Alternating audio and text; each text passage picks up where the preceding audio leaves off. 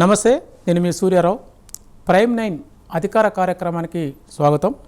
నేటి చర్చా కార్యక్రమంలో పాల్గొంటున్నవారు డాక్టర్ జె పూర్ణచంద్రరావు గారు, ఐపీఎస్ రిటైర్డ్ డీజీపీ, అలాగే ఎల్ వందన కుమార్ గారు, retired additional director GHMC. Zoom ద్వారా గౌతమ్ కుమార్ గారు, బహుజన్ సమాజ్ పార్టీ ఉపాధ్యక్షులు, ఆంధ్రప్రదేశ్. నేటి చర్చా కార్యక్రమం పులివెందల నియోజకవర్గం, పులివెందల భాగవతం సంబంధించిన చర్చా కార్యక్రమాన్ని చేపడుతున్నాము. సార్ పూర్ణచంద్ర గారు, మీరు చెప్పండి, పులివెందల నియోజకవర్గం అంటే తెలంగాణ, ఆంధ్రప్రదేశ్లో సుపరిచితమైన నియోజకవర్గం. కానీ అక్కడ అభివృద్ధి కానీ, ఇతరత్ర నిరక్షరాస్యత కానీ, నిరుద్యోగం కానీ, వలసలు కానీ అక్కడ ఎక్కువ ఉండడానికి కారణం ఏమంటారు? అక్కడ నుంచి చాలా వరకు ఒక 2-3 ఎలక్షన్స్ తీసేస్తే మొన్నటి వరకు ఒక టర్మ్ చీఫ్ మినిస్టర్గా ఉన్నారు. ఇంత పదవి ఉన్నా కూడా, ఇంత వాళ్లకు అధికారం ఉన్నా కూడా ఆ నియోజకవర్గాన్ని ఎందుకు వాళ్ళు వలసల నుంచి కానీ, నిరుద్యోగం నుంచి కానీ, ఇతరత్ర కార్యక్రమాల వాటన్నిటిని కూడా ఎందుకు బయట వేయలేకపోతున్నారంట? ఇప్పుడు మనం ముఖ్యంగా ఆంధ్రప్రదేశ్ రాష్ట్రంలో చూసుకుంటే రాయలసీమ బాగా వెనకబడిన ప్రాంతం. అయితే ఈ రాయలసీమలో రాజకీయంగా రెడ్లదే ఆధిపత్యం. అక్కడి నుంచే సీఎంలు అవుతారు, మంచి మంచి శాఖలో ఉన్న మినిస్టర్లు అవుతారు, రకరకాలుగా వాళ్ళు ముందుంటారు. రాష్ట్ర రాజకీయాల్ని అటు ఉమ్మడి ఆంధ్రప్రదేశ్లో కానీ లేదా విభజిత ఆంధ్రప్రదేశ్లో కానీ శాసించేది రాయలసీమ రెడ్లే. దీనికి తీరా చూస్తే అక్కడ ఉన్న పరిస్థితులు చాలా దయనీయంగా ఉంటాయి. రాయలసీమలో మనం కనుక నిరుద్యోగులు కానీ, నిరక్షరాస్యత కానీ, నిరుపేదలు కానీ ఆంధ్రప్రదేశ్లో మిగిలిన ప్రాంతాల కన్నా ఎక్కువ, అలానే ఇండియాలో యావరేజ్తో పోల్చుకుంటే కూడా బాగా దారుణంగా ఉంటుంది. నిరుద్యోగులు 82% ఉంటారు. అలానే నిరుపేదలు 76% ఉంటారు. అలాగే నిరక్షరాస్యులు 58%. వేరే ప్రాంతాల్లో ఆ రకమైనటువంటి ఇబ్బంది ఉండదు. మనకు మన స్టేట్మెంట్ కూడా చూస్తే మనకి అర్థమవుతుంది. ఈ స్టేట్మెంట్లో చాలా క్లియర్గా ఉంది. మీరు ఇండియన్ యావరేజ్ 62, 51, 38 అని అట్లుంటే నిరక్షరాస్యులు 38% ఉన్నారు భారతదేశంలో. కానీ రాయలసీమలో 58. పులివెందుల ఇంతకన్నా భిన్నంగా ఏం లేదు. పులివెందుల అనేది కనుక మనం చూసుకున్నట్టయితే అక్కడ ఉన్నటువంటి పాలన దాదాపుగా 18 ఎలక్షన్లు జరిగినాయి. 18 ఎలక్షన్లో ఎవరు గెలిచారో ఏంటో మనం అక్కడ చూడొచ్చు. ఈ రోజున స్టేట్మెంట్ కూడా మనకి ఉంది ఇక్కడ. ఈ స్టేట్మెంట్ చూస్తే 1955లో ఈ నియోజకవర్గంలో మొట్టమొదటిసారిగా ఎలక్షన్లు జరిగినాయి. ఈ ఎలక్షన్ జరిగిన పెంచికల బసిరెడ్డి అని ఆయన గెలిచాడు కాంగ్రెస్ తరఫున. తర్వాత ఒక ఇండిపెండెంట్ బాలరెడ్డి అని ఆయన గెలిచాడు. ఆ తర్వాత మళ్ళీ బసిరెడ్డి గారే 2 సార్లు గెలిచారు. వైఎస్ రాజశేఖర రెడ్డి 1978 ఎలక్షన్లో ఆయన మొట్టమొదటిసారిగా గెలిచాడు. అది కాకుండా ఆయన బ్రదరే వివేకానంద రెడ్డి కూడా 2 సార్లు గెలిచాడు. ఆయన వాళ్ళ బంధువే పురుషోత్తం రెడ్డి. ఆ తర్వాత రాజశేఖర రెడ్డి గారి భార్య విజయమ్మ, ఆమె కూడా 2 సార్లు గెలవడం జరిగింది, ఒకసారి ఏకగ్రీవంగా.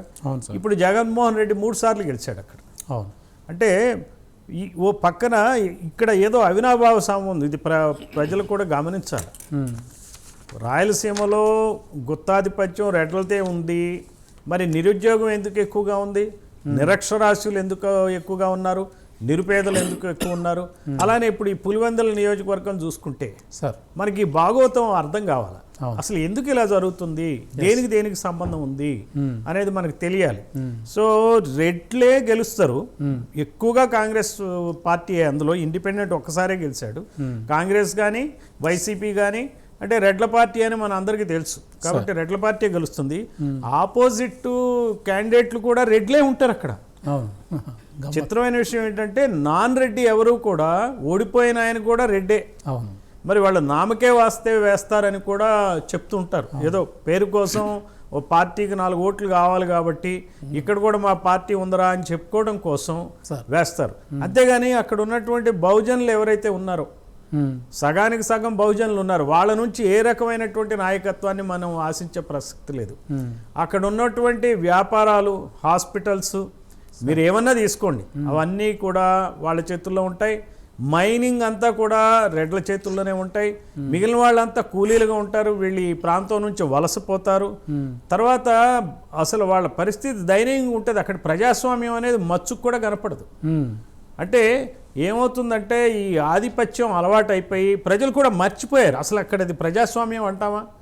ఈ రాష్ట్రంలో 2 కులాల ఏలుబడిలో దాదాపుగా 40% నియోజకవర్గాలు వాళ్ళ చేతుల్లో ఉన్నారు. అటు రెడ్డి కమ్మ 23% ఎమ్మెల్యేలు రెడ్లై ఉంటే 19% కమ్మలు ఉన్నారు. అంటే మనకి స్వాతంత్రం వచ్చినాక ఆంధ్రప్రదేశ్ విభజిత ఆంధ్రప్రదేశ్ 13 జిల్లాల్లో అంటే ఇప్పుడున్న 26 జిల్లాల్లో 2902 మంది ఎమ్మెల్యేలు అయ్యారు వివిధ ఎలక్షన్లో. ఈ 2902 మంది ఎమ్మెల్యేల్లో 40% 23 + 19 అంటే 42% రెడ్డి కమ్మనే ఉన్నారు. సరే బీసీలు సగానికి సగం ఉంటారు, ఎస్సీలు 15%, ఎస్టీలు 7%, బీసీలు ఉన్నది ఓన్లీ 17% ఎమ్మెల్యేలే. 50 మంది ఉంటే 17% ఎమ్మెల్యేలు ఉన్నారు. అంటే ఈ బీసీల యొక్క సీట్లన్నీ కొట్టేసేది ఎవరంటే రెడ్డి కమ్మ పార్టీలే కొట్టేస్తున్నాయి. అంటే ఈ పులివెందుల్లో కూడా ప్రజాస్వామ్యం విస్తరించలేదు, పాక్షిక ప్రజాస్వామ్యం ఉంది అంటానికి పులివెందుల తార్కాణం. అందుకనే అక్కడ ధనికులు ఎక్కువగా రెడ్డి కులం నుంచే ఉంటారు. ఈ మిగిలిన వాళ్ళు అందరూ పేదలే. పెర్ క్యాపిటల్ ఇన్కమ్ కూడా కడప తర్వాత పులివెందులు ఎక్కువ అని చెప్తారు. పెర్ క్యాపిటల్ ఇన్కమ్ అనేది ఎప్పుడు క్యాలిక్యులేట్ చేస్తారు? ఆ నియోజకవర్గంలో ఉన్నటువంటి ప్రజల యొక్క ఆదాయం మొత్తం తలసరి ఆదాయాన్ని తీస్తారు. కానీ rich become richer, poor becomes poorer అంటారు. మనకున్నటువంటి ఈ కాన్సెప్ట్స్ ఏవైతే ఉన్నాయో ఈ రోజున ప్రజాస్వామ్యంలో జరుగుతున్నటువంటి మార్పులు ఏవైతే ఉన్నాయో భారతదేశంలో పూర్కి రిచ్కి పేదవాళ్ళకి ధనికులకి ఉన్న గ్యాప్ పెరుగుతుంది. అసలు పెత్తందారులు అని చెప్పి జగన్మోహన్ రెడ్డి టీడీపీని క్రిటిసైజ్ చేస్తాడు, కానీ పెత్తందారుల రాజ్యం తన నియోజకవర్గంలోనే ఉంది. తన పెత్తందారి తనంతోనే అక్కడ రాజకీయాలు నడుస్తూ ఉన్నాయి. సో దుర్భరమైన దారిద్ర్యం ఉంది, నిరుద్యోగం ఉంది, నిరక్షరాస్యత ఉంది, అలానే వైద్య సదుపాయాలు లేవు. ఆ ఊళ్ళల్లో పిల్లలు ఉండే పరిస్థితి లేదు. వలస వెళ్ళి వివిధ ప్రాంతాల్లో వాళ్ళు కూలీలుగా చేసుకుంటున్నారు. ఇంకా వాళ్ళ బతుకు చాలా అధ్వానం అనమాట ఒక మాటలో చెప్పాలంటే. సో ఇది ఈ రాజకీయ పరిస్థితులే దానికి కారణం. సో బహుజన్ సమాజ్ పార్టీ ఏం చెప్తుందంటే ఈ వర్గాలు వాళ్ళు చైతన్యం కావాలి, రాజకీయంగా వాళ్ళు అధికారాన్ని సంపాదించుకోవటానికి ఎదురు తిరగాలి. ఇప్పుడు మనం చూస్తున్నామండి ఈ ఎదురు తిరగడం అనేది ఆసన్నమైంది ఆంధ్రప్రదేశ్లో. ఈ రకమైనటువంటి పరిస్థితులు ప్రజలకు అవగాహన వస్తున్నాయి కాబట్టి ఎదురు తిరిగి బహుజన్ సమాజ్ పార్టీని యొక్క ఆశయాలన్నీ ఇవే, వీటిని దృష్టిలో పెట్టుకుని పనిచేస్తే కానీ ఈ పులివెందుల నియోజకవర్గం బాగుపడదు అని నా అభిప్రాయం. సార్ వందన్ కుమార్ గారు, సార్ చెప్పినట్టు ఖనిజ సంపద బోలెడంత ఖనిజ సంపద నీకు ఓవరాల్గా ఉమ్మడి కడప జిల్లా తీసుకుంటే మ్యాక్సిమం పులివెందులనే కాదు ప్రతి నియోజకవర్గం కూడా జనరల్ నియోజకవర్గాలలో అటువైపు రెడ్డే ఇటువైపు రెడ్డే. కానీ అభివృద్ధి పంతాకు వచ్చేసరికి పులివెందుల నుంచి సీఎంలు 2 సీఎంలు అయినారు. రాజశేఖర రెడ్డి గారు సీఎం అయినారు, జగన్మోహన్ రెడ్డి గారు సీఎం అయినారు. అయినా కూడా సార్ చెప్పిన అంటే లెక్కల ప్రకారం వలస లాగుతలేదు, నిరుద్యోగం పోతలేదు, అట్లే అక్షరాస్యత పెరుగుతలేదు. ఎట్లా మీరు ఎట్లా చూస్తారు దీన్ని? యాక్చువల్గా మనం రాయలసీమకి ఒక సెంటర్ ప్లేస్ పులివెందుల, కడప జిల్లా అంటారు. కడప జిల్లాలో కూడా పులివెందులనే సెంటర్ ప్లేస్గా మనకుంటుంది. సో నాకు రాయలసీమలో ఒక 6 సంవత్సరాల అనుభవం ఉంది. రాయలసీమలో పనిచేసినటువంటి అనుభవం 6 సంవత్సరాలు ఉంది. రాయలసీమ మొత్తం అన్ని ప్రాంతాలు తిరిగినటువంటి అనుభవం ఉంది రాయలసీమలో. ఎందుకంటే ఉద్యోగ రీత్యా ఇంకా ఇతర అవసరాల రీత్యా కూడా మొత్తం అన్ని ప్రాంతాలు తిరిగిన అనుభవం ఉంది. అక్కడ ఒక ప్రధానమైనగా ఇప్పుడు మీరు ఆ వెనుకబాటుతనం విషయంలో కానివ్వండి, ఇతర ఖనిజ సంపద, ఇతర సహజ వనరులు, ఈ విషయాలకు వచ్చి మాట్లాడేసరికి వీళ్ళు ప్రధానంగా 3 కాన్షీరామ్ గారి భాషలో చెప్పాలంటే వీళ్ళు ప్రధానంగా 3 అంశాలని చాలా చక్కగా పకడ్బందీగా మేనేజ్ చేస్తారు. అవేంటంటే, ఒకటి కాన్షీరామ్ గారు చెప్పిన అంశాలు మనీ, మీడియా, మాఫియా. 3 ఎమ్ములు మనీ, మీడియా, మాఫియా. ఈ మాఫియా అనేది రాయలసీమకి చాలా ప్రత్యేకంగా ఒక రూపు సంతరించుకున్నటువంటి విషయం అది. ఆ మాఫియా ఏ రూపంలో ఉంటుంది? ఒకటి మెయిన్గా ప్రధానంగా అందరికీ తెలిసినటువంటి ఫ్యాక్షన్ రూపంలో ఉంటుంది రాయలసీమలో. ఆ ఫ్యాక్షన్కి కేంద్రం కడప జిల్లా అని అందరూ చెప్పుకుంటారు, మనం కొత్తగా చెప్పాల్సిన అవసరం లేదు. ఆ కడప జిల్లాకి కేంద్రం పులివెందుల. అంటే ఫ్యాక్షనిజాన్ని పెంచి పోషిస్తున్నటువంటి ప్రధానమైనటువంటి వ్యక్తులలో మన ఈ పులివెందుల బాబులు ఉన్నారు. ఇది ఈ మాఫియా ఏ రకంగా ఉంటుందంటే, ముందు మాఫియా చెప్తాయి మూడిట్లో, మాఫియా, మీడియా, మనీ అన్నాం కదా. మాఫియా వీళ్ళు ఏ రకంగా తయారు చేస్తారంటే, అవసరాల కోసం ఇబ్బందుల్లో ఉండే వాళ్ళని పట్టుకొని వాళ్ళని వీళ్ళతో ఒక గ్రూప్గా తయారు చేసుకుంటారు. వీళ్ళ చుట్టూ ఒక కంచెలాగా ఏర్పరచుకుంటారు. వాళ్ళు ఎవరుంటారు? ప్రధానంగా ఎస్సీలు ఉంటారు, ఎస్టీలు ఉంటారు, బీసీలు ఉంటారు. ప్రధానంగా ఈ 3 కులాలు ఉంటాయి. అది ఇంకా వివరంగా చెప్పాలంటే, ఎస్టీల్లో ఎరుకల కులం ఉంటుంది వీళ్ళ చుట్టూత, ఎస్సీల్లో మాదిగలు ఉంటారు వీళ్ళ కంచెలో, మూడోది బీసీల్లో బోయలు ఉంటారు. అక్కడక్కడ కొంతమంది ఈ ఓసీ బీసీ రిలేటెడ్లో ఉన్నటువంటి బలిజలు కూడా ఉంటారు. ఇవి ప్రధానమైనటువంటి కులాలు. ఈ కులాలని ఫ్యాక్షనిజం పేరు మీద వాళ్ళనేదో పోషిస్తున్నట్టుగా, వాళ్ళనేదో ఉద్ధరిస్తున్నట్టుగా, వాళ్ళకేదో అవసరాలు ఇచ్చా ఒక పూట మాంసం లేకపోతే ఇంకో పూట మందు ఇచ్చేసేసి వాళ్ళని లోపరుచుకొని ఆ మాఫియాని తయారు చేసేసి ఈ మాఫియాతోటి మనీ సంపాదిస్తారు. మాఫియా అనేక రకాలుగా ఉపయోగించుకుంటారు వీళ్ళు. మనీ సంపాదనలో మాఫియాలో ఉపయోగించుకుంటారంటే, ఒక కాంట్రాక్ట్ వస్తుంది, ఒక పెద్ద ప్రాజెక్ట్ వస్తుంది అక్కడ. ఆ ప్రాజెక్టు ప్రభుత్వం, ఎందుకంటే అంత సీఎంలు అంతా వీళ్ళే, ఒక్క పులివెందుల నుంచి కాదు, సీఎంలు వీళ్ళిద్దరు కాదు. మన రాష్ట్రం ఏర్పడిన దగ్గర నుంచి, ఉమ్మడి రాష్ట్రం ఏర్పడిన దగ్గర నుంచి కూడా మొత్తం నీలం సంజీవ్ రెడ్డి దగ్గర నుంచి అందరూ రెడ్లే. కాబట్టి మొత్తం ఒకళ్ళు ఆ చెన్నారెడ్డి తెలంగాణ అయినా తప్ప మిగిలిన వాళ్ళంతా మనల్ని పరిపాలించిందంతా కూడా రాయలసీమ రెడ్లే. అంజయ్యను మనకు కనపడేది ఇక్కడ వీళ్ళిద్దరే ఉంటారు. సో అంటే ఏది జరిగినా కానీ వీళ్ళే మొత్తం ఆంధ్రప్రదేశ్ కానీ ఉమ్మడి ఆంధ్రప్రదేశ్ కానీ వేలెత్తి చూపించాల్సింది వాళ్ళనే కదా. అంతే కదా. అది మంచి అయినా చెడైనా, మంచి ఎటు లేదు. ఇప్పుడు సార్ చెప్పినాడు, అందులో మంచి ఎక్కడ ఉంది? మొత్తం దరిద్రమే ఉంది. అంటే ఆ దరిద్రానికి కారణం ఎవరు? ఈ రాయలసీమ నుంచి ఎన్నికైనటువంటి ఈ ప్రజాప్రతినిధులు, వాళ్ళలో ముఖ్యమంత్రులు ముఖ్యంగా ప్రధానంగా. సో అంత వెనుకబడతానికి. అలాగే ఫ్యాక్షనిజాన్ని పెంచి పోషించింది కూడా వీళ్ళే. ఈ ఫ్యాక్షనిజం ద్వారా వీళ్ళు మనీ ఎలా సంపాదిస్తారంటే, ఒక కాంట్రాక్ట్ వస్తే ఆ కాంట్రాక్ట్ని చాలా తెలివిగా వాళ్ళు పైన ఫోనుల్లోనూ ఇతరత్ర పర్సనల్గా మాట్లాడుకుంటారు. అటు రెడ్డే ఇటు రెడ్డే ఉంటాడు ఆ ఫ్యాక్షనిజం. దురదృష్టవశాత్తు ఏంటంటే, ఇవన్నీ తెలియనటువంటి ఈ ఫ్యాక్షన్ గ్యాంగ్, ఇందాక చెప్పాను కదా, ఈ 3-4 కులాలు ఉన్నాయి కదా, వీళ్ళేమో వీళ్ళ కాపు కాస్తా ఉంటారు. వాళ్ళిద్దరు ఏం చేస్తారు? చక్కగా మాట్లాడుకొని నీకు రావాలా నాకు రావాలా తేల్చుకుంటారు. లేదు కుదరలేదు అనుకోండి, సరిసగమని పంచుకుంటారు. పంచుకొని ఏం చేస్తారు? చక్కగా అది 100%, 200%, 300%, అంటే 3 times 4 times ఎక్కువగా వేసేస్తారు. వేసేసి డబ్బు సంపాదించుకుంటారు. ఆ డబ్బు సంపాదించుకోవడానికి అండగా ఏం చేస్తారు? ఈ కులాలను చుట్టూతో పెట్టుకుంటారు. అంటే మాఫియాని మనీ సంపాదనలో ఈ రకంగా వాళ్ళు చక్కగా వాడుకుంటారు. తర్వాత ఇంకా ఈ పులివెందుల విషయానికి వచ్చేసరికి, ఇంకా ల్యాండ్స్ విషయంలో కానీ, అంటే రియల్ ఎస్టేట్, అలాగే ఇలాంటివన్నీ చేసుకుంటూ ఆ కాంట్రాక్ట్లు ఇవే కాకుండా ల్యాండ్స్ని బాగా కబ్జా చేయటం ఒకటే కాకుండా, తర్వాత ఈ వెంచర్స్ వేస్తూ ఆ వెంచర్స్ ద్వారా కూడా బెదిరించి డబ్బులు సంపాదించుకోవటం, ఈ రకంగా డబ్బు సంపాదిస్తారు. This is money related. ఇక్కడ ఒక చిన్న ఎగ్జాంపుల్ చెప్తాను మీకు అందరికీ. మన ఉమ్మడి రాష్ట్రానికి తెలిసింది ఓఆర్ఆర్ అంటే ఎక్కడ ఉందని చెప్తారండి? హైదరాబాద్ చుట్టూ ఓఆర్ఆర్ అని చెప్తారు. కానీ పులివెందులకు ఒక ఓఆర్ఆర్ ఉన్న సంగతి ఆంధ్రప్రదేశ్లో చాలామంది తెలియదు. పులివెందులలో ఓఆర్ఆర్ ఉంటుంది, వెహికల్స్ తిరగవు, వెహికల్స్ ఉండవు. ఓఆర్ఆర్ ఎందుకోసం? ట్రాఫిక్ని కంట్రోల్ చేయడం కోసం, దాన్ని ఈజీ మూవ్మెంట్ కోసం ఓఆర్ఆర్ మనకు హైదరాబాద్లో పెట్టారు. ఓకే, మంచిది, చాలా బాగుంది. పులివెందులకు ఓఆర్ఆర్ ఎందుకు? నేను తిరిగా ఓఆర్ఆర్లో, ఒక్క వెహికల్ కూడా ఎదిరిగాల, మొత్తం దాని చుట్టూతో తిరిగా ఓఆర్ఆర్ ఎలా ఉంటుందో చూద్దామని. నేను ఒక ఇన్స్పెక్షన్కి వెళ్ళి మొత్తం తిరిగాను. అది అంటే అది ఎందుకు తయారు చేశారు అక్కడ? ఎందుకు తయారు చేశారంటే, భూములు, పేదవాళ్ల భూములు, ప్రభుత్వ భూములు చక్కగా తీసుకొని దాని చుట్టూ వెంచర్ వేసేసి సంపాదించుకోవడం కోసం చేశారు. అది దాని చుట్టూ మనకు తెలిసింది ఎంతసేపు ఇక్కడ ఓఆర్ఆర్ చుట్టూ జరిగిన ట్రాన్సాక్షన్స్, దాంట్లో జరిగిన అవినీతి గురించే జనాలకి తెలుసు. జనాలకి ఇక్కడ ఈ ఓఆర్ఆర్ సంగతి బయటికి రానిలా. ఈ ఓఆర్ఆర్ అక్కడ చాలా వెంచర్లు వేశారు, చాలా రేట్లు పెంచారు. మరి వాటిలో కొనుక్కునేది ఎవరు? పేదవాళ్ళు రూపాయి దాచుకొని, ఉద్యోగస్తులు కొద్దిగా దాచుకొని, ఈఎంఐల పేరు మీద, ఆ పేరు మీద ఏదో మొత్తానికి కొనుక్కొని ఆ రకంగా మనీ సంపాదిస్తారు. అలాగే శిల్పారామం ఎక్కడుంది మనకి? మనకి హైటెక్ సిటీ దగ్గర శిల్పారామం ఉందని మన వాళ్ళందరికీ తెలుసు. శిల్పారామం ఉంటుంది అక్కడ, పులివెందుల్లో శిల్పారామం ఉంది. ఓ అది కూడా ఇదే ప్రభుత్వ భూములు, లేకపోతే పక్కన ఉన్నటువంటి పేదవాళ్ళ భూములు కలిపేసుకోవటం, ప్రభుత్వానికి అవసరం అని చెప్పేసి వాడు నోరు లేకుండా చేసేసి అది కలిపేసుకోవటం, ఈ రకంగా చేస్తుంటారు.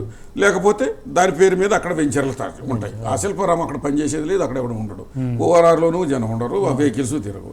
సో ఈ రకంగా మనీ జనరేట్ చేస్తారు.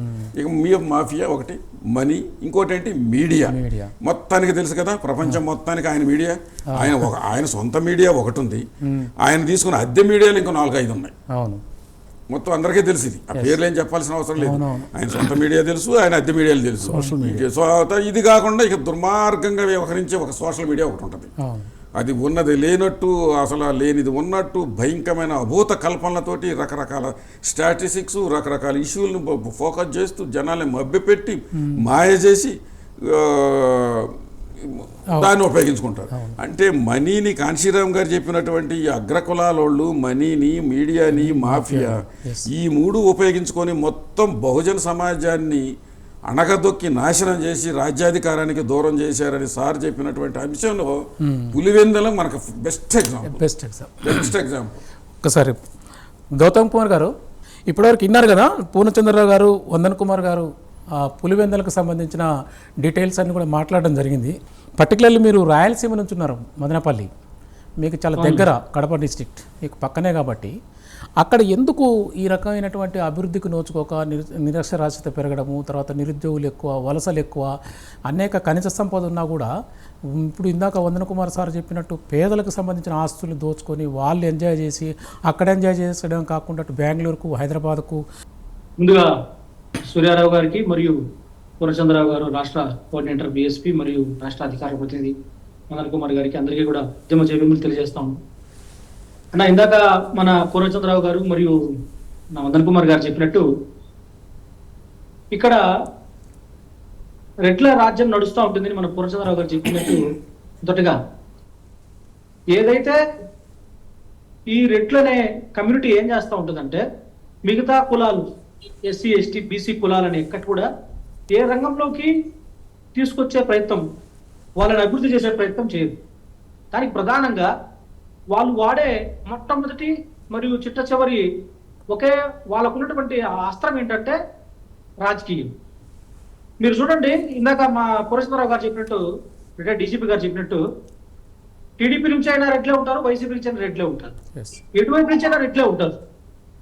భూములంతా కూడా ఇటువైపు చూసినా రెడ్ల దగ్గరే ఉంటాయి, టీడీపీ రెడ్లైనా ఉంటుంది, లేకపోతే వైసీపీ రెడ్లైనా ఉంటుంది.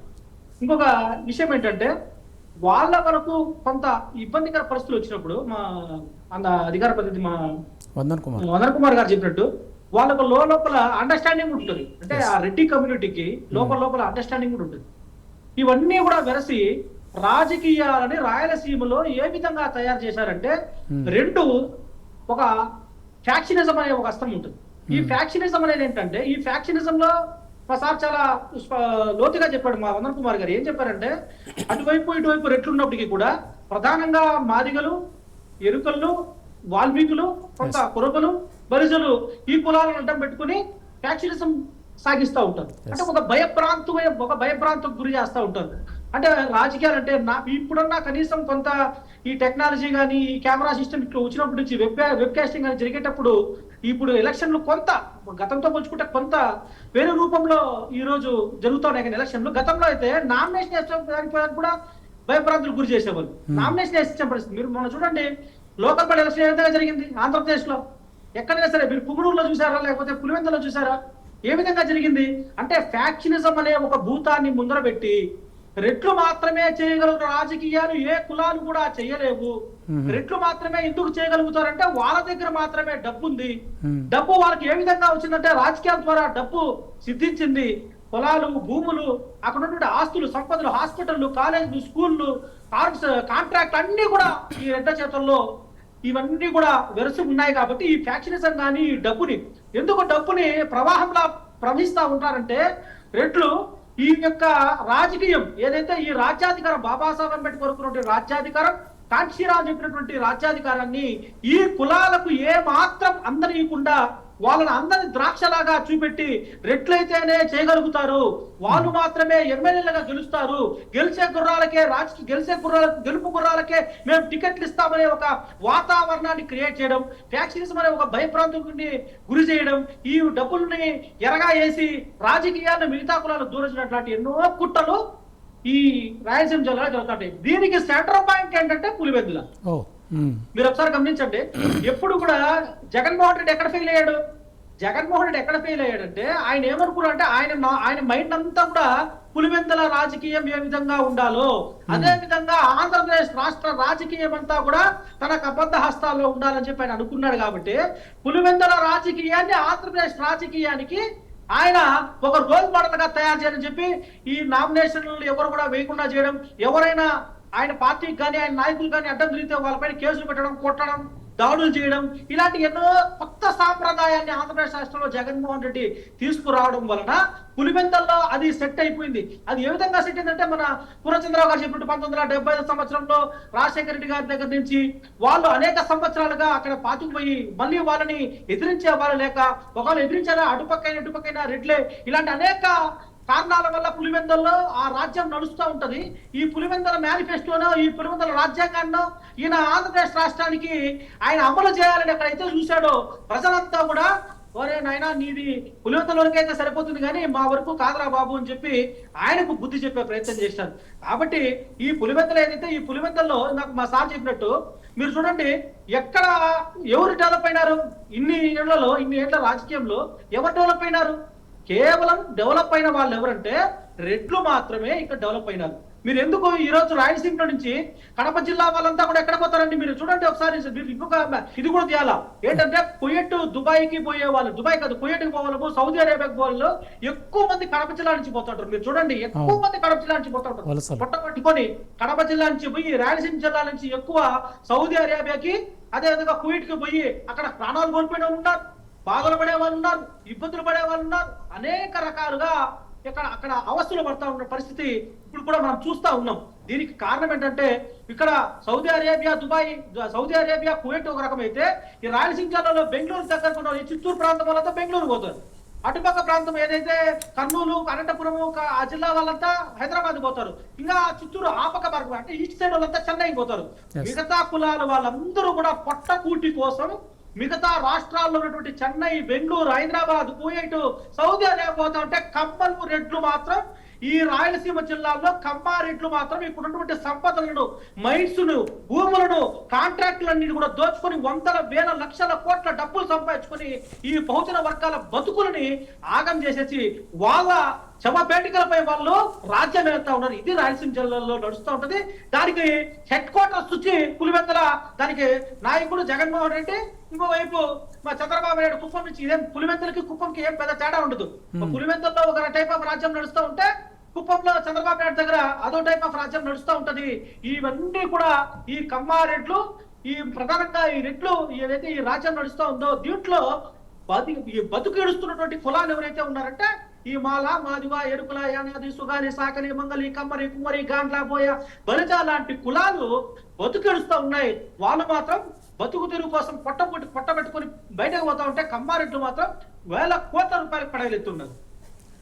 అందరికీ కూడా ఎక్కడ మనకు దానికి ఒకటే మెడిసిన్ ఏంటంటే బహుజన సమాజ్ పార్టీని ఎప్పుడైతే ప్రజలు అర్థం చేసుకోగలుగుతారో, ఈ బాబాసాహెబ్ అంబేద్కర్ ని, కాంశీరామ్ గారిని, పూలే గారిని అర్థం చేసుకుని రాజ్యాధికారం వైపు ఏ విధంగా ఎప్పుడైతే నడవగలుగుతారో అప్పుడు ఖచ్చితంగా వాళ్ళ జీవితాల్లో వెలుగులు వస్తాయి. ఈ కమ్మారెడ్ల రాజకీయాలను, ఈ రెడ్ల ఆధిపత్యాన్ని మనం కేవలం ఓటు ద్వారా మాత్రం, మనకున్నటువంటి ఒకే ఒక ఆయుధం బాబాసాహెబ్ అంబేద్కర్ ఇచ్చిన ఆయుధం ఓటు, బాబా కాంశీరామ్ గారు ఇచ్చినటువంటి ఆయుధం ఏనుగు గుర్తు, ఈ రెండింటినీ మనం ఉపయోగించుకోగలిగితే మాత్రం ఈ కమ్మారెడ్లు కొట్టడం అసలు పెద్ద సమస్య కాదు అని చెప్పి ఈ సందర్భంగా నేను ప్రజలు కూడా తెలియజేస్తా ఉన్నా ప్రైమ్ నైన్ స్టూడియో.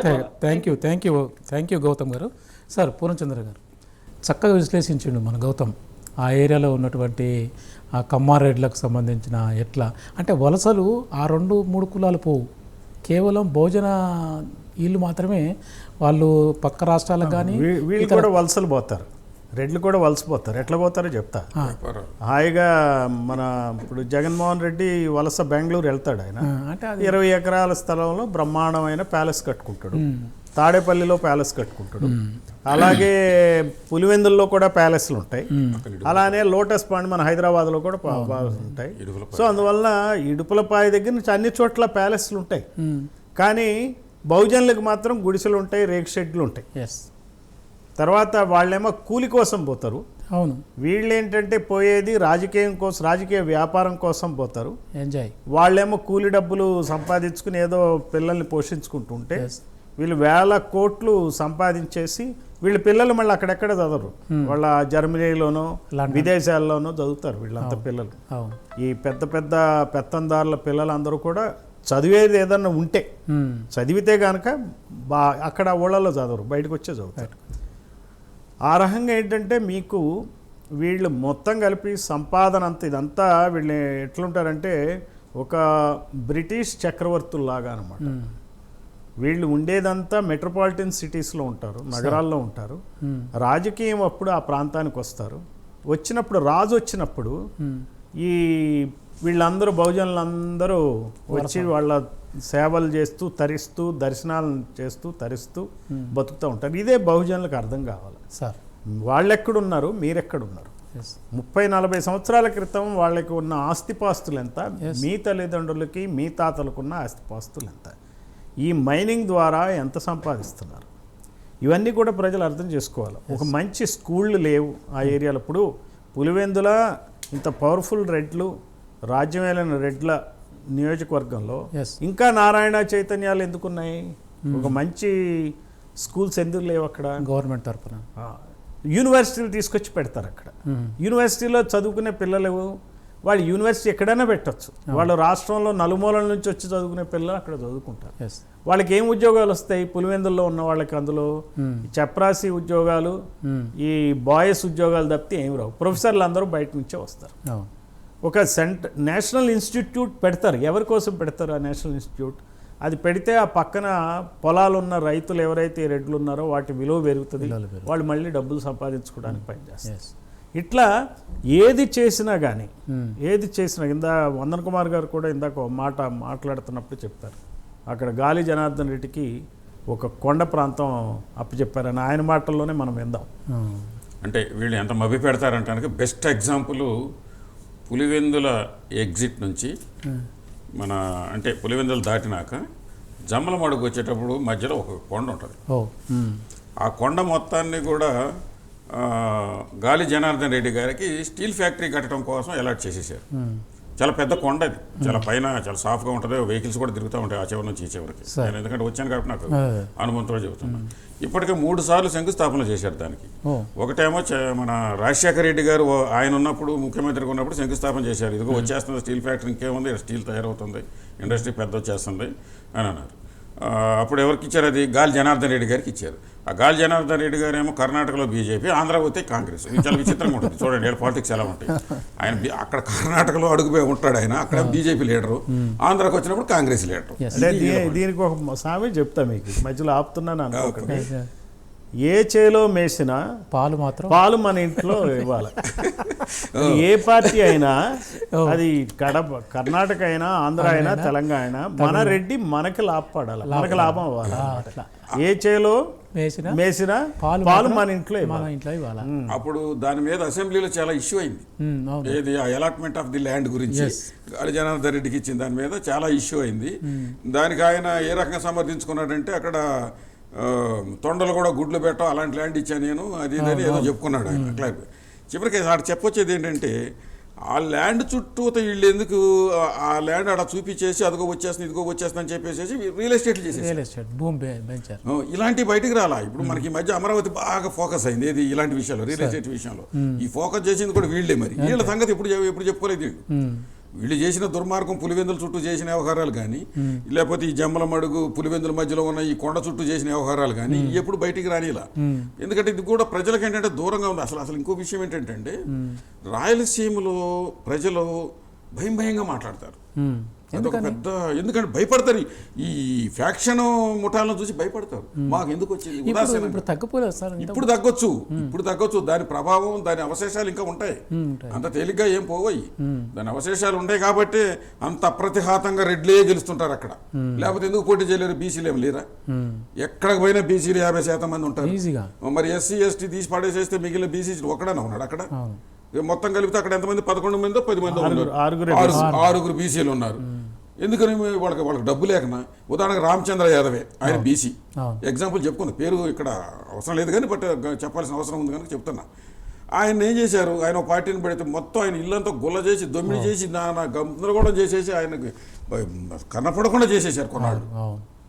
అంత భయంకరమైన సిచ్యువేషన్ ఉంటుంది అక్కడ. ఉద్యోగస్తులు కానీ అక్కడ పనిచేయడానికి భయంగా పనిచేస్తుంటారు ఆ ఏరియాలో, ఆ ప్రాంతంలో, రాయలసీమ చాలా ప్రాంతాల్లో ఇలా ఉంటుంది. ఇప్పుడు ఉదాహరణకి మీ కర్నూలు జిల్లా తీసుకోండి, ఒక నంద్యాల ఉంటుంది, చుట్టూత ఫ్యాక్షనిజమే, చుట్టూత ఈ దుర్మార్గాలు జరుగుతూ ఉంటాయి.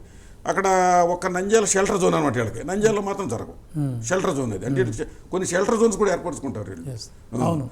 కొన్ని షెల్టర్ జోన్స్ ఏర్పరచుకుని అక్కడ నుంచి ఆపరేషన్ చేస్తూ ఉంటారు.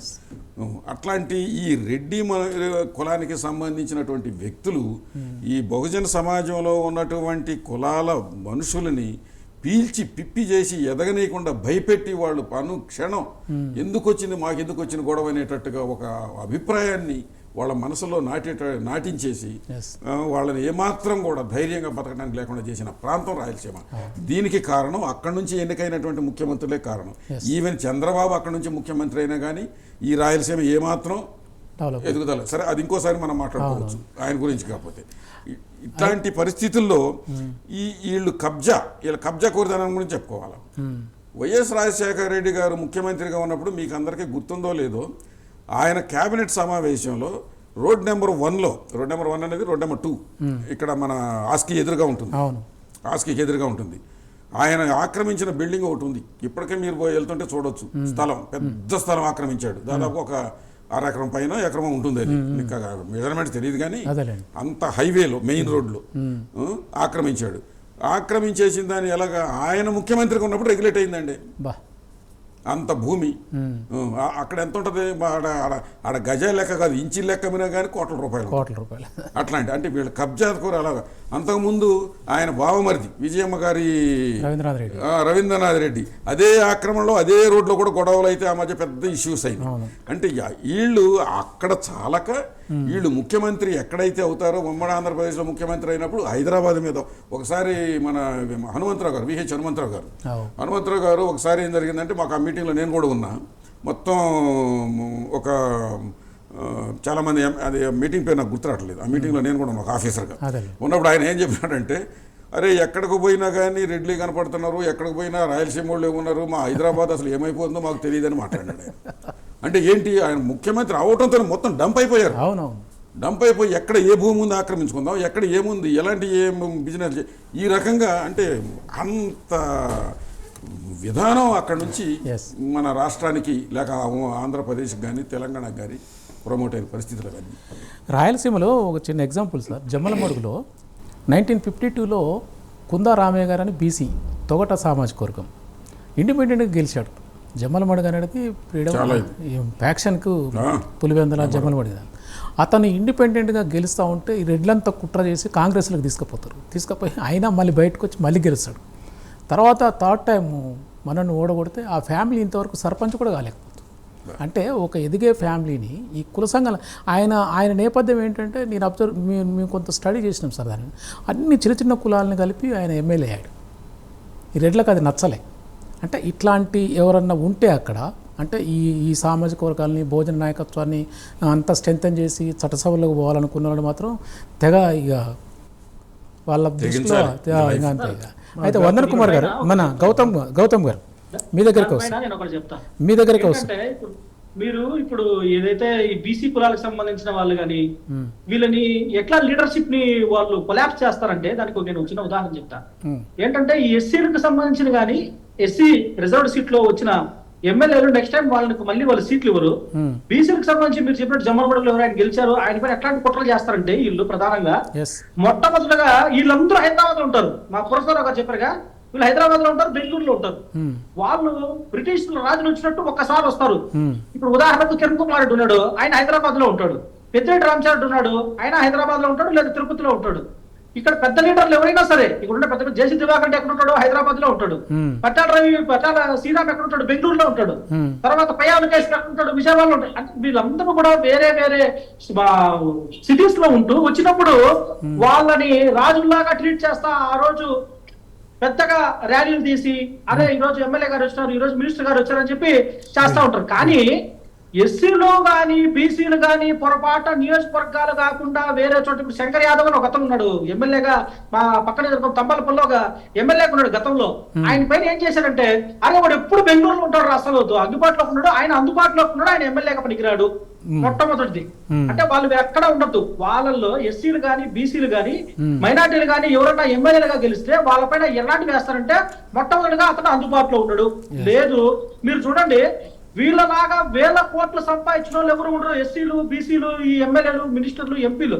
కానీ వాళ్ళు కొంత డబ్బు సంపాదించుకునే ప్రయత్నం చేసి అంటే వాడు అవినీతి పడుతున్నావు, వాడికి అసలు వాడు చాలా అవినీతి చేస్తా ఉన్నాడు, ఆఫీసర్లంతా అవినీతి చేస్తున్నాడు అని చెప్పి వీళ్ళు వందల వేల కోట్లు దోచేస్తా ఉంటారు. ఇందాక మా సార్ చెప్పినట్టు కట్లు కొట్టుకొని చిత్తి వచ్చినటువంటి వాళ్ళు 30 సంవత్సరాల ముందు ఉండే వాళ్ళు ఈ రోజు వందల వేల కోట్లు సంపాదించుకున్న వ్యక్తులున్నారు.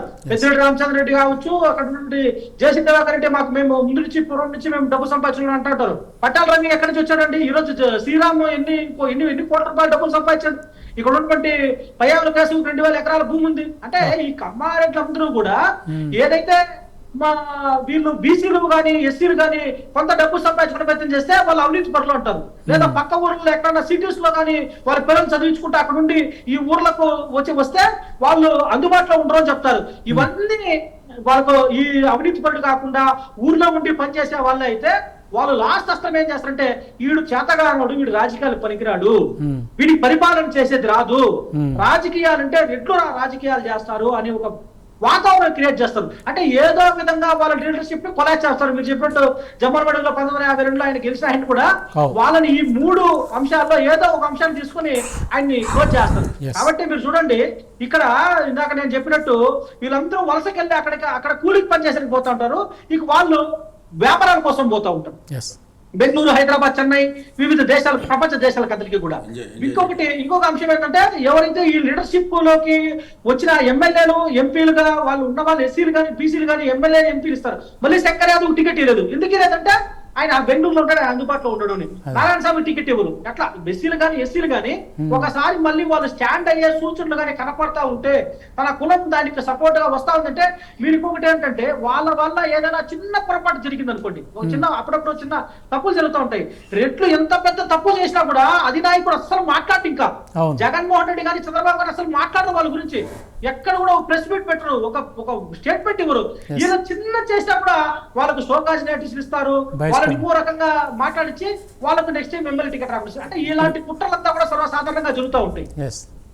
దీనికి అయితే పూర్ణచంద్ర గారు, ఇప్పుడు గౌతమ్ చెప్పినట్టు ఏదో ఒకటి వేసి వాళ్ళని, ఎందుకంటే ఇందాక వందన కుమార్ సార్ చెప్పినట్టు M3 వాళ్ళ దగ్గర ఉంది, అందులో ఒకటి మీడియా. ఇప్పుడు గౌతమ్ చెప్పినట్టు ఆ ఎమ్మెల్యేని క్లోజ్ చేయాలంటే వాళ్ళ దగ్గర మీడియా ఉంటుంది కాబట్టి, సోషల్ మీడియా కూడా ఉంటుంది కాబట్టి వాళ్ళని నానా రకాలుగా గబ్బు లేపి వదిలేసి వాళ్ళని పక్కన పెట్టి, అంటే ఇప్పుడు మనకు సోషల్ మీడియా మనకు కూడా వచ్చింది కదా, దీన్ని ఎట్లా ఉపయోగించుకొని మన వర్గాలకు. ముందు ఒక మాట చెప్ప పులివెందుల మనం మిస్ కావద్దు.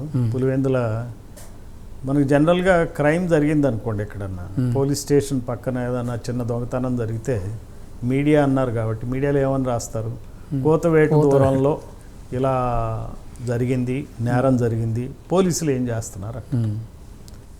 సో ఇక్కడ పులివెందుల్లో ఒక ఆయన ఎమ్మెల్యేగా చేసిన, ఇప్పుడు ఈ కంటెస్ట్ చేసిన ఆయనలో ఒక ఆయన వివేకానంద రెడ్డి ఎంపీ కూడా చేశాడు, ఎంపీగా చేశాడు ఆయన. ఆయన చనిపోతాడు. అవును. మరి అక్కడ పోలీస్ స్టేషన్ ఉంది, అవును, అక్కడ ఒక హాస్పిటల్ ఉంది, మరి మీడియా ప్రస్ఫుటంగానే ఉంటుంది. మరి అసలు ఏం జరిగిందనేది ఎవరికీ తెలియని పరిస్థితుల్లో ఒకటి 5 సంవత్సరాలు అయిపోయింది. 5 సంవత్సరాలు అయిపోయింది, 6వ సంవత్సరం వస్తుంది. మరి వీళ్ళు సమర్థవంతమైన నాయకులు కదా, రెడ్లు పాలిస్తున్నారు కదా, మేము చాలా తెలివిగల వాళ్ళం అంటున్నారు. దేనిలో వీళ్ళ సమర్థులు? హత్యలు చేయటంలోన, చేసిన హత్యల్ని కప్పిపుచ్చుకోవటంలోన, ప్రజల్ని భయభ్రాంతులు చేయటంలోన రెడ్లు గొప్పవాళ్ళు. అక్కడ అంత నిరుద్యోగం, నిరక్షరాస్యత, నిరుపేదలు అంత ఎక్కువ శాతం ఉంటే, ఎక్కువ శాతం రెడ్లు రాజకీయాల్లో ఉంటే మరి అసలు వాళ్ళ పాలన ఏం చేస్తున్నట్టు, వాళ్ళని ఎందుకు ఈ బహుజనులు టాలరేట్ చేస్తున్నారు? సో ఈ విషయంలో అసలు అంత నేరం జరిగితే మరి మామూలు వాడి పరిస్థితి ఏంటండి? వాడు భయవిహ్వలుడు కాకపోతే ఏమవుతాడు? అతనికే దిక్కు లేదుగా. సో అందువల్ల నేను అనేది ఏంటంటే అంత అధ్వాన్నమైన పాలన నడుస్తూ ఉంది సార్. ఇది ప్రజాస్వామ్యం కానే కాదు, ఇది ఫ్యాక్షన్ స్వామ్యం, రెడ్డి స్వామ్యం, హింసా స్వామ్యం, బెదిరించే స్వామ్యం ఇది. అంతేగాని ఇది రౌడీ స్వామ్యం. అంతేగాని ఇందులో సివిలిటీ లేదు ఎక్కడా కూడా సార్, రూల్ ఆఫ్ లా లేదు. సో భయంకరమైంది. సరే, వీళ్ళు బాగా తెలియగలవాళ్ళు, వీళ్ళ సొంత వ్యాపారాలు బాగా చేసుకుంటారు, బయటికి వెళ్ళి కాంట్రాక్టులు ఈ రెడ్డి నాయకులందరూ చేసుకుంటారు, వాళ్ళ పిల్లలు చేసుకుంటారు, మరి విదేశాలు తిరుగుతారు, ఫెసిలిటీస్ అన్ని తెలుసు, వాళ్ళకి టెక్నాలజీ తెలుసు. మరి వీళ్ళ గ్రామాలకు పోయే రోడ్లు సరిగ్గా ఉండవు. అవును. తర్వాత అక్కడ చిన్న చిన్న పరిశ్రమలు రావు. అవును. ఇప్పుడు ఎంప్లాయ్మెంట్ కావాలంటే పరిశ్రమ కావాలా? అవును. మరి పరిశ్రమలు చేయొచ్చు. మైనింగ్ చేసుకుని మొత్తం సంపదనంతా కొల్లగొడుతున్నారు. ఇంతవరకు స్టీల్ ప్లాంట్ పెట్టలేకపోయారు వీళ్ళు నిజమైన ఉద్యమం ఏడుంది? మరి ఇరిగేషన్ పెంచలేకపోయి చివరికి డ్రింకింగ్ వాటర్ ఎవరిచ్చారు రాయలసీమకి? సత్యసాయిబాబా. అంటే మరి ఆయన ఎక్కడి నుంచి ఇచ్చాడు? ఆయన కూడా ప్రజలందరూ ఇచ్చిన చందాలని తీసుకుని ఆయన డ్రింకింగ్ వాటర్ సప్లై చేశాడు. మరి రెడ్ నాయకు వీళ్ళ దగ్గర వేల కోట్ల ఆస్తులు వీళ్ళు ఎందుకు చేయరు? అసలు వీళ్ళు ఎవరి కోసం ఆ ఏరియాని పాలిస్తున్నారు? మీకోసం పాలిస్తున్నాం, మీకోసం నేను వెళ్తున్నాను, నా ఎస్సీ, నా ఎస్టీ, నా బీసీ, నా మైనారిటీ అని చెప్పి పేద కళ్ళల్లో ఆనందం చూడాలా? ఏంది అసలు ఇది? తమాషా ఏందండి ఇది? ఏమి రాజకీయం అండి? అంటే బీసీల దగ్గర ఉన్న ఇది రెడ్ల దగ్గర ఉన్నది సార్. సత్యసాయిబాబు గారు బీసీ కాబట్టి అతను సమాజం గురించి ఆలోచించాడు. చెప్పండి, అంతే కదా. సో అట్లా ఆ రకంగా చాలా దారుణమైన విషయం ఇది, ప్రజలందరూ గమనించాల. రెడ్లో ఉన్నటువంటి మంచి మనసున్న వాళ్ళు 70-80% ఉంటారు. మీరు కూడా ఆలోచించండి. ఈ నాయకులు కాదండి మనకు కావాల్సింది ప్రజాస్వామ్యవాదులు కావాలి. నాకు ఒక రెడ్డి ఆఫీసర్ అన్నాడు, దాదాపుగా 10-15 సంవత్సరాల క్రితం ఏదో డిస్కషన్ వచ్చింది. ఏమిటయ్యా, ఆయన జగన్మోహన్ రెడ్డి అన్ని కేసుల్లో ఉన్నాడు, మీరు అట్లాంటి ఆయన్ని ఎందుకు ప్రెసిడెంట్గా పెట్టుకున్నారంటే, మీరు ఆయన్ని ఎందుకు అభిమానిస్తున్నారంటే, మాకు తప్పదన్నాడు. అసలు మాకు తప్పదనే నేచర్ ఏంటి అసలు? What is it? ఎవరి కోసం లాభం అవుతుంది? 10 మంది రెడ్లు 10,000 కోట్లు సంపాదిస్తే 90% రెడ్లకి ఏమి లాభం అవుతుంది? మా రెడ్డి అయ్యాడనే గొప్ప ఫీల్ అవటం తప్పిస్తే.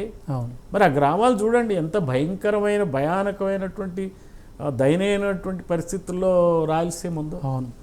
సో ఈ పులివెందుల మార్క్ రాజకీయం, ఇందాక మన వందన్ కుమార్ గారు చెప్పినట్టు పులివెందుల మార్క్ రాజకీయం. వైఎస్ఆర్ కూడా ఆయన ఉన్నప్పుడు మన ఈ హైదరాబాద్ చుట్టుపక్కల ప్రాంతాల్లో ఈ పులివెందుల లుంగి బ్యాచ్ వచ్చిందని చెప్పి ప్రచారం చేశారు. అవును, జనాలందరూ భయపడిపోయారు. అలానే 14 ఎలక్షన్లప్పుడు వైజాగ్లో కూడా అదే. ఇప్పుడు మొన్న ఎలక్షన్లో విజయసాయి రెడ్డి, వైవి సుబ్బారెడ్డి మొత్తం ఉత్తరాంధ్రని అంతా భయకంపితులు చేశారు. అక్కడ రెడ్డి ఎమ్మెల్యే రాయలసీమ నుంచి లేకపోవచ్చు, కాకపోతే పాలన అంతా రెడ్ల పాలనలో సాగిపోతాం. అసలు ఈ పరిస్థితులు చాలా భయంకరమైన పరిస్థితులు ఉన్నాయి. మనకి చట్ట ప్రకారం పాలన సాగాలి. ఈ పాలన సాగాలంటే ఇటువంటి నాయకుల్ని పులివెందుల్లోనే ఓడించాలి ప్రజలు. పులివెందుల్లోంచి మార్పు రావాలి. అందుకే మేము పులివెందుల భాగవతం ప్రజలకి మనం తెలియజెప్పాలి. బహుజనులందరూ అర్థం చేసుకోవాలి. బహుజన్ సమాజ్ పార్టీ ఈ దృష్టితో ఈరోజు రాష్ట్రంలో పనిచేస్తుంది. ఈ విషయాన్ని మనం అందరం కలిపి పనిచేసి ఖచ్చితంగా రేపొద్దున రాబోయే స్థానిక సంస్థల్లో కానీ ఎక్కడైనా కానీ బహుజన్ సమాజ్ పార్టీ యొక్క బలాన్ని చూపించాలి. అంతేకాదు, కులగణన డిమాండ్ చేసి కులగణన సాధించేంత వరకు రూలింగ్ పార్టీ కూడా ఏదైతే తెలుగుదేశం పార్టీ ఉందో ఆ తెలుగుదేశం పార్టీకి కూడా వ్యతిరేకంగా పనిచేయాలి. ఈ రెండు పార్టీలకు వ్యతిరేకంగా పనిచేయాలంటే ఉండే పార్టీ బహుజన్ సమాజ్ పార్టీ. ప్రజలు ఆ దృష్టితో పనిచేస్తేనే కానీ పులివెందులలోంచే మార్పుకి బీజాలు పడాలి. వందన్ కుమార్ గారు, మీరు చెప్పండి, పులివెందుల మార్కు అక్కడి నుంచే సారు భోజన ఉద్యమం రావాలంటున్నారు. పులివెందుల మార్పు జరగాలి. పులివెందుల మార్కు అవసరం లేదు, మార్పు జరగాలి. ఇప్పుడు ఒక్కొక్క చోట ఒక్కొక్క రకంగా ఆయనేమో పరిపాలిస్తున్న ఎవరు చంద్రబాబు గారు కుప్పం మార్క్ అని ఆయన చెప్పాడు. ఇప్పుడు పులివెందుల మార్క్ గురించి మనం చెప్పుకున్నాం కాబట్టి ఆ మార్కు మనకు అవసరం లేదు. సరే, కుప్పం మార్క్ గురించి అయితే తర్వాత విషయం. అది ఈ మార్పు అనేది మాత్రం ఒక పులివెందులని కాదు, మొత్తం అసలు ఆంధ్రప్రదేశ్లో ఈ ఫ్యూడల్ వ్యవస్థని సపోర్ట్ చేస్తూ ఫ్యూడల్ వ్యవస్థని ఎస్టాబ్లిష్ చేసినటువంటి ఈ కమ్యూనిటీలో ఉన్నటువంటి ఆ ఫ్యూడలిజం ఉన్నంత వరకు మార్పు జరగదు. వీళ్ళంతా ఫ్యూడలిస్టులు.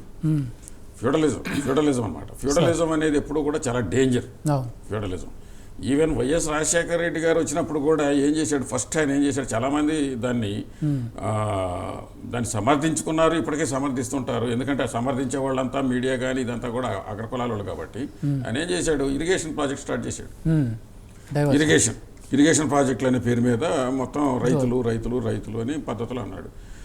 ఏ రైతులు ఉన్నారండి, బీసీలోను, ఎస్సీలోను, ఎస్టీలోను. సరిగ్గా ఎవరికన్నా 5 ఎకరాలు ఉంటే ఆడు రొమ్మిరుసుకొని అడుగుతూ ఉంటాడు. నిజంగా 5 ఎకరాలు ఉన్న ఓడు ఉంటే ఎక్కడ పోయినా మీరు చూడండి, మీరు అక్కడ 100 ఎకరాలు ఉందండి, ఇక్కడ 50 ఎకరాలు ఉందండి, ఇక్కడ 200 మాదేనండి అని చెప్తూ ఉంటారు వాళ్ళైతే ఈ రెడ్లు.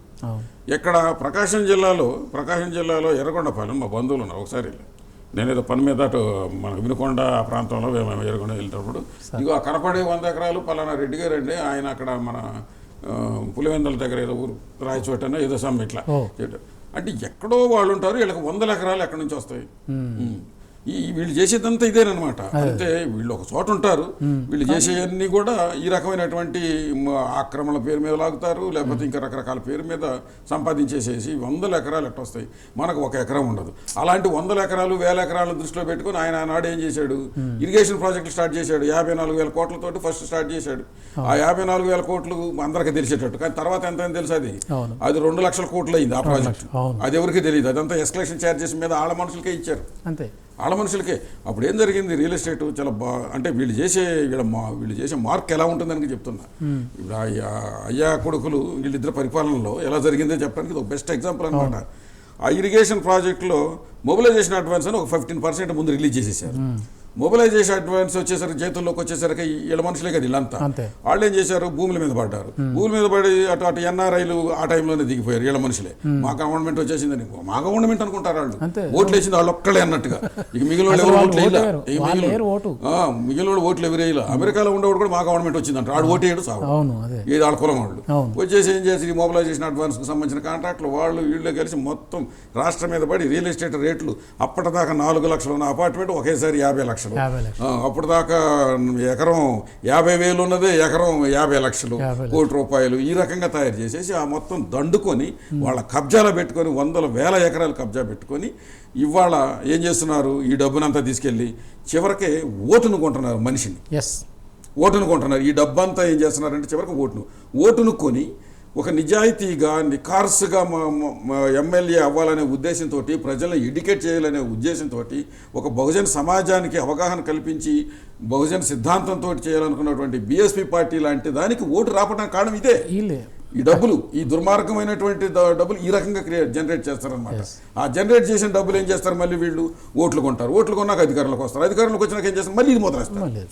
మళ్ళీ ఈ టైపు ఈ భూములు కొనటం కానీ లేకపోతే ఈ ప్రాజెక్టుల పేరు మీద డబ్బులు దోచుకోవటం కానీ, అంటే ఇట్స్ ఒక సైకిల్, విష సర్కిల్. అధికారం డబ్బులతో సంపాదిస్తారు, ఆ డబ్బులతోటి మన జనాన్ని కొంటారు, మన జనం తోటి ఓట్లు వేయించుకుంటారు, మళ్ళీ అధికారం వస్తుంది, మళ్ళీ ప్రాజెక్టుల పేరు మీద డబ్బు జనరేట్ చేస్తారు. అంటే ఇది ఈ టైప్ ఆఫ్ సిస్టము పోవాలంటే ఖచ్చితంగా ఏకైక మార్గం డాక్టర్ బాబాసాహెబ్ అంబేద్కర్ చెప్పినటువంటిది ఈ జనం అర్థం చేసుకున్నంత వరకు కష్టమే. ఏంటి, political power is the master key.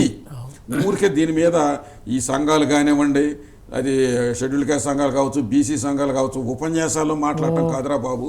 దీన్ని ప్రాక్టికల్గా మనం నిరూపించుకుందాం, ప్రాక్టికల్గా మనం వర్క్ చేద్దామని దాని యొక్క అర్థాన్ని ప్రాక్టికల్గా ఇంప్లిమెంట్ చేయగలిగితే జరుగుతుంది. అది కాంశీరామ్ గారు మాత్రమే చేయగలిగాడు Yes. భారతదేశంలో.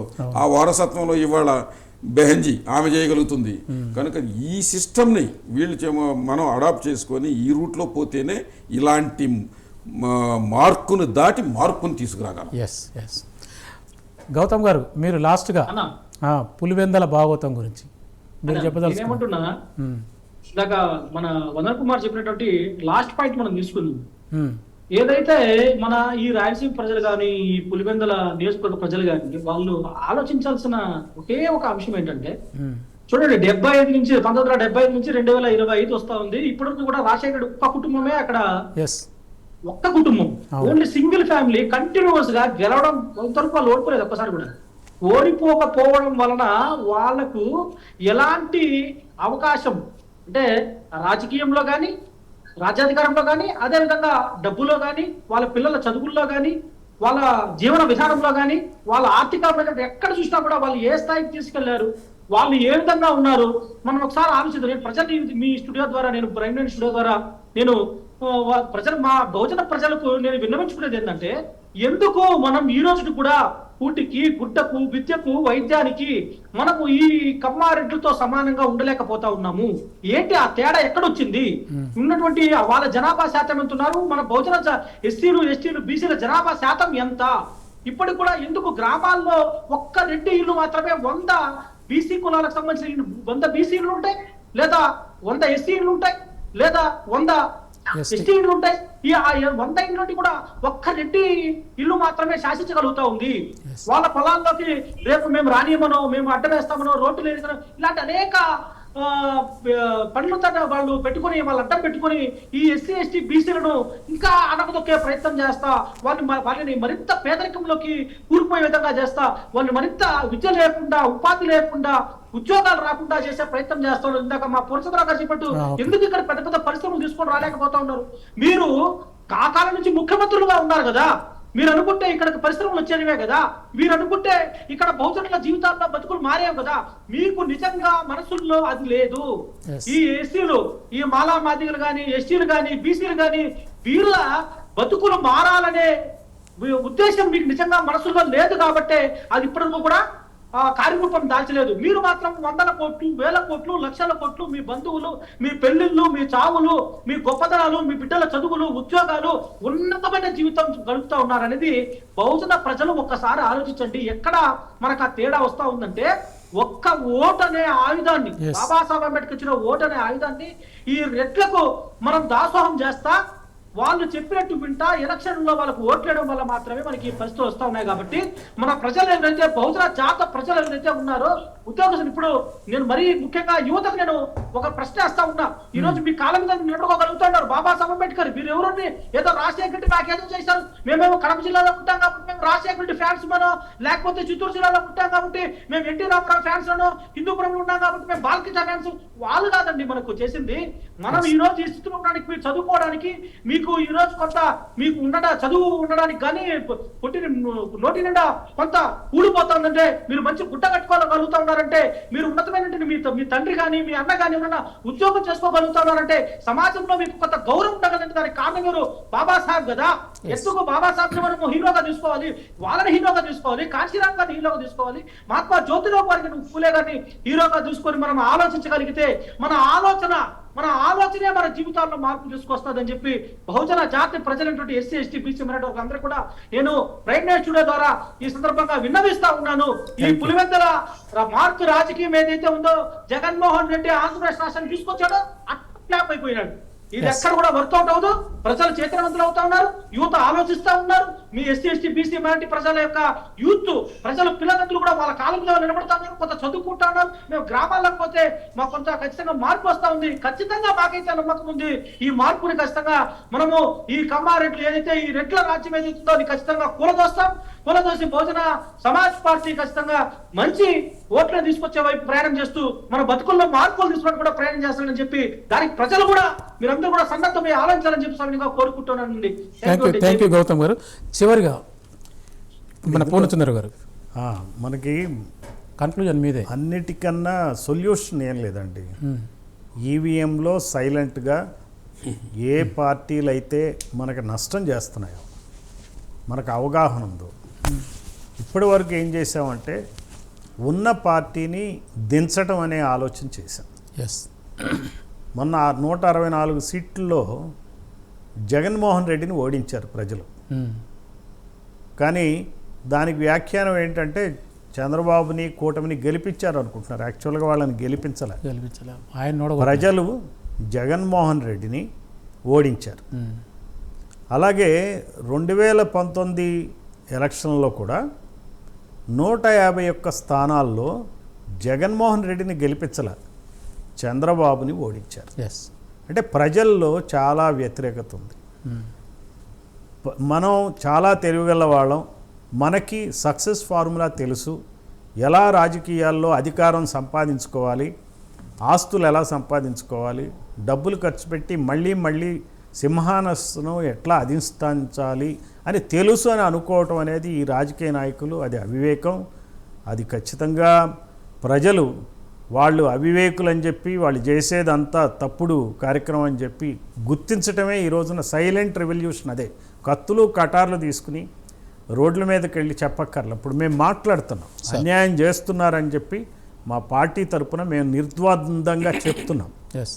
ఈ రోజున ఇలా చెప్పగలిగేటువంటి వ్యక్తులే లేరు. ఎస్. మేధావులు అందరూ మిన్నకుండిపోయారు. మేధావులు కూడా కొంతమంది వాళ్ళు కూడా ఈ కుల బానిసత్వానికి లోనై, ఈ బయాస్కు లోనై వాళ్ళు బిహేవ్ చేస్తున్నారు. అందువల్ల ఈ బహుజన సెక్షన్స్ కూడా ఒకటి గుర్తుపెట్టుకోవాలి. ఎస్సీలని గ్రూపులు చేస్తున్నారు, బీసీలని గ్రూపులు చేస్తున్నారు, పెద్ద బీసీలని, మైనారిటీ బీసీలని, ఇవన్నీ కూడా మన వేలుతో మన కన్నునే పొడుస్తున్నారు. ఇది బహుజనులు అర్థం చేసుకోవాలి. ఎస్. అందువల్ల వాళ్ళ చేతుల్లో పావులుగా మారొద్దు. వాళ్ళకి బటన్ ఎప్పుడు ఎలా నొక్కాలో నొక్కి మనం ఈ పులివెందుల మార్కు రాజకీయానికి చరమగీతం పాడదాం. Thank you sir. ఈరోజు పులివెందుల భాగవతం చర్చా కార్యక్రమంలో పార్టిసిపేట్ చేసిన, మంచి సందేశాన్ని ఇచ్చినటువంటి పూర్ణచంద్రరావు గారికి, అలాగే వందన్ కుమార్ గారికి, జూమ్ ద్వారా గౌతమ్ కుమార్ గారికి మరొకసారి కృతజ్ఞతలు తెలియజేస్తూ ఈ కార్యక్రమం ఇంతటితో ముగిస్తూ మరో అంశంతో నెక్స్ట్ వీక్ కలిసే ప్రయత్నం చేద్దాం. Thank you.